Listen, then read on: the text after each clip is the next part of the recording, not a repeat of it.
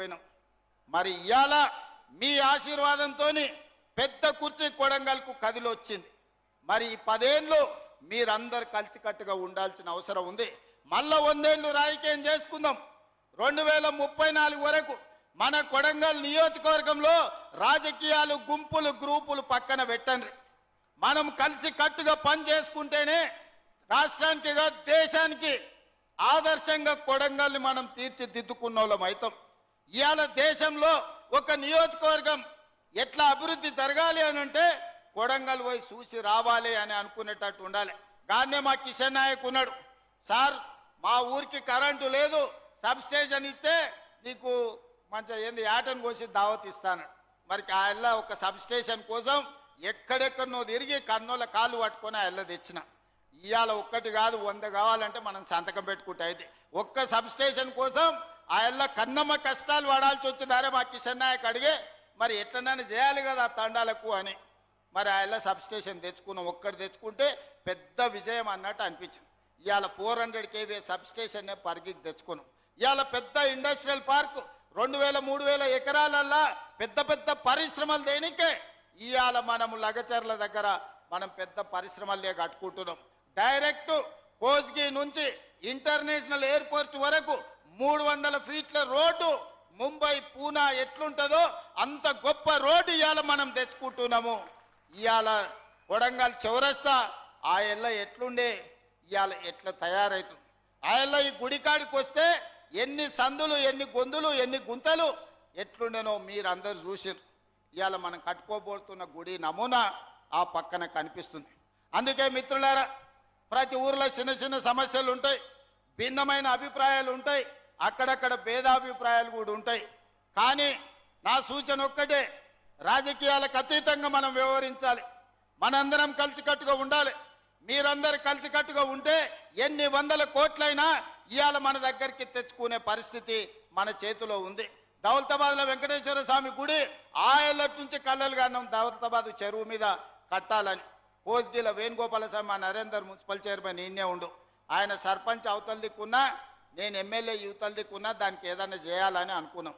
ఆ విజయ్ కుమార్ ఎంపీటీసీ కూడా ఇవాళ వేదిక మీదనే ఉన్నాడు. ఇంతమందిని కోరుకున్నాం. రాఘవేందర్ వాళ్ళ ఊర్లకే రానిచ్చేటోడు కాదు నన్ను ఎన్నికలప్పుడు ప్రచారానికి పోతే చంద్రవంశం. మరి ఇవాళ అందరూ ఈడనే ఉన్నారు.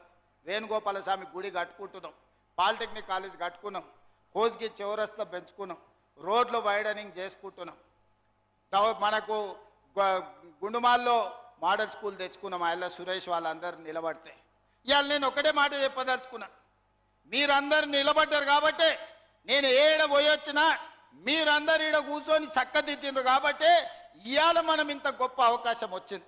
ఇవాళ మనం అభివృద్ధి చేసుకునే పరిస్థితులు అనుకూలించినాయి. కాబట్టి చిన్న చిన్న సమస్యలు పక్కన పెట్టుర్రి. ఈరోజు విద్య, ఈరోజు వైద్యం, ఈరోజు సంక్షేమం, ఈరోజు ఇందిరమ్మ ఇండ్లు, ఈరోజు సన్న బియ్యం, పేదోళ్లకు రేషన్ కార్డు, ఇవాళ మనకు సాగునీరు కృష్ణానది జలాలు, మక్తల్ నారాయణపేట కొడంగల్ నీళ్లు సాధించుకునే అవకాశం వచ్చింది.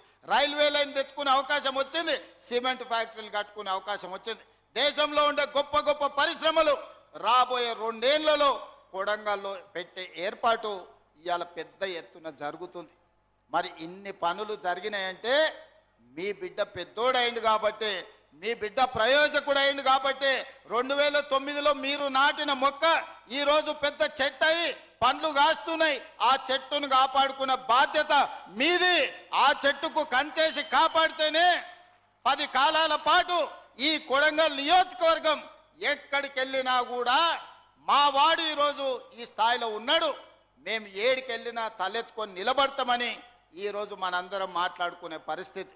కాబట్టి మిత్రులారా, ఇంత మంచి కార్యక్రమం మీరందరూ వచ్చి మంత్రివర్గం అంతా సహకరించి, మీరందరూ మంత్రివర్గంలో కొడంగల్కు ఏ నిధులు కావాలన్నా ఏమనుకుంటా మంత్రులందరూ సహకరించి సంతకం పెడుతున్నారు. కాబట్టి ఈరోజు నీళ్ళు వచ్చినా, బడి వచ్చినా, గుడి వచ్చినా, రోడ్లు వచ్చినా, నీళ్ళ ట్యాంక్ వచ్చినా, రైల్వే లైన్ వచ్చినా, సిమెంట్ కంపెనీ వచ్చినా, పరిశ్రమలు వచ్చినా, కోస్గి నుంచి బరాబర్ ఎయిర్పోర్ట్ శంషాబాద్కు రోడ్డు వచ్చినా మంత్రులు సంపూర్ణంగా సహకరిస్తారు.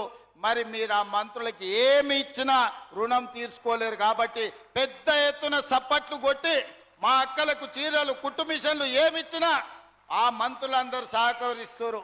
మరి ఈడున్న మంత్రులు కాదు, హైదరాబాదులో ఉన్న ఉప ముఖ్యమంత్రి ఆర్థిక శాఖ బట్టి విక్రమార్క నుంచి మొదలు పెడితే సాగునీటి పారుదల శాఖ మంత్రి ఉత్తమ్ కుమార్ రెడ్డి వరకు వినిపించాలి.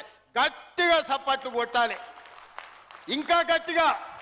ఏమై సీటు కొట్టనీకి రాదా? ఏమై సాగర్?